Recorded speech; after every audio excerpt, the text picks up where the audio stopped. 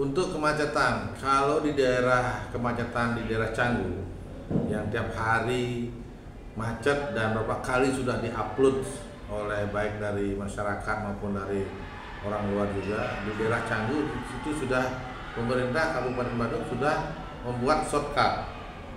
Kalau bisa disempurnakan lagi, Asonggaro Pak Sudewa bisa memimpin Badung, saya akan usulkan dari shortcut yang baru sekarang ini dilanjutkan arah barat. Ya, mumpung kondisi di lapangan sekarang masih banyak, ruang area untuk jalan itu masih ada dan belum banyak dibangunnya rumah-rumah penduduk. Nah, kalau itu bisa dibuatkan shortcut sehingga yang masuk daerah Canggu lewat selatan, yang keluarnya melalui selatan, melalui utara.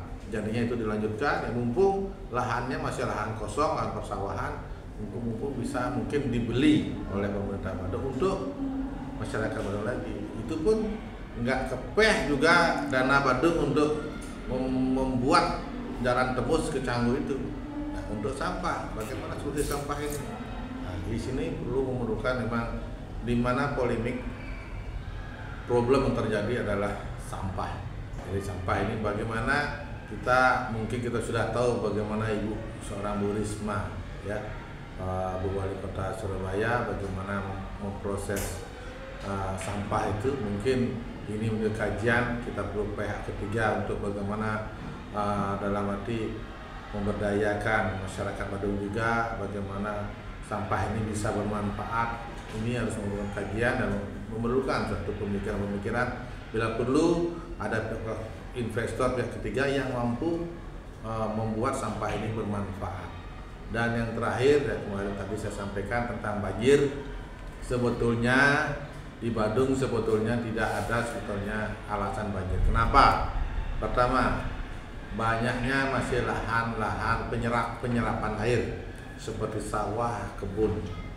Ya, kedua, kita di Badung itu memiliki sungai-sungai yang besar, baik itu berhitung dari Plago sampai ke muaranya ke laut. Ya, jadinya dari Sungai Ayung, sebelah barat lagi ada sungai. Tinggal permasalahannya apa sekarang?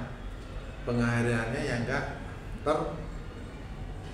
terbuat dan terrealisasi, sehingga air yang menggenang pun terjadi. Kalau kita mengetahui, kalau sudah ada jalan asal pastinya sudah ada selokan.